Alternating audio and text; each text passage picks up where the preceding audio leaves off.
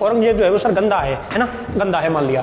तो याद रखना जजिया कर जो हिंदुओं पर लग रहा था, ध्यान से सुनना, जजिया कर जो है वो हिंदुओं पर लग रहा था, उसमें बच्चे शामिल नहीं थे, किसी भी हिंदू बच्चों से टैक्स नहीं लिया जाता था, इसमें बुजुर्ग शामिल नहीं थे, जिनकी उम्र 52 साल से ऊपर होती थी, जो काम नहीं करते थे उनसे टैक्स नहीं लिया जाता था, जो बीमार रहते थे, अगर कोई जवान हिंदू है अगर वो बीमार है उससे भी टैक्स नहीं वसूल किया जाता था, जो विकलांग होते थे यानी कि हिंदू है और विकलांग है वो भी टैक्स मुक्त होता था, अगर हिंदू है और बेरोजगार है, याद रख लेना, अगर कोई हिंदू है और बेरोजगार है उससे भी जजिया टैक्स नहीं लिया जाता था, और हिंदू धर्म की किसी भी महिला से जजिया टैक्स नहीं लिया जाता था।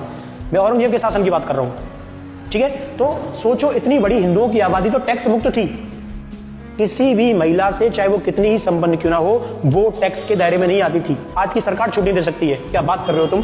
सबसे पहले अगर हम टैक्स का शेड्यूल देखें तो रिच जो होता था, सबसे अमीर आदमी होते थे, व्यापारी होते थे, इनसे भी 48 दिरहम लिया जाता था। अगर हम देखें तो एक महीने के 4 दिरहम, मध्यम को देखें तो 24 दिरहम लिए जाते थे, यानी कि एक महीने के 2 दिरहम लिए जाते थे। अगर कोई गरीब है व्यापार करता है फिर भी उससे 12 दिरहम ही लिए जाते थे, यानी कि एक महीने का मात्र 1 दिरहम लिया जाता था, ठीक है। तो औरंगजेब की जो छवि है आपके दिमाग में उसका कुछ एक पक्ष ये भी देख लो। ये क्वेश्चन बना था 580 बीघा जो जमीन है ये दाऊदी महाराज जी का मंदिर है, जिसको मैंने देखा है 3-4 बार, मथुरा के सारे लोग इसको जानते हैं, तो इसके लिए 580 बीघा जमीन डोनेट की थी, याद रखना 580 बीघा जमीन।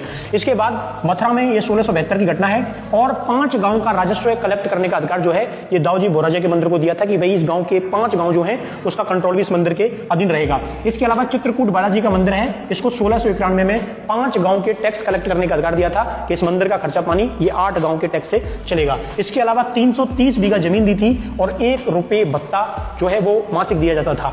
अगर बात करें गुवाहाटी के उमानंद मंदिर की तो 1667 में इसको टैक्स लेने के अधिकार दिए गए थे, इसके आसपास के गांव से ये मंदिर टैक्स कलेक्ट कर सकता था और मंदिर का संचालन कर सकता था। सोमेश्वर महादेव जी का मंदिर है, काफी फेमस है, इसको भी 1674 में टैक्स इकट्ठा करने के अधिकार दिए थे कि अपने आसपास के गांव से टैक्स इकट्ठा कर सकते हैं।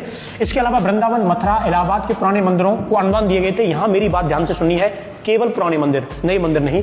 इसके अलावा जैन स्थलों में शत्रुंजय और गिरनार के और कामाख्या माता का मंदिर है, इसको भी अनुदान दिए गए थे। ऐसे करके औरंगजेब अपने शासनकाल में 400 से ज्यादा मंदिरों को वार्षिक रूप से फंड करता था। 400 मंदिर पूरे भारत में।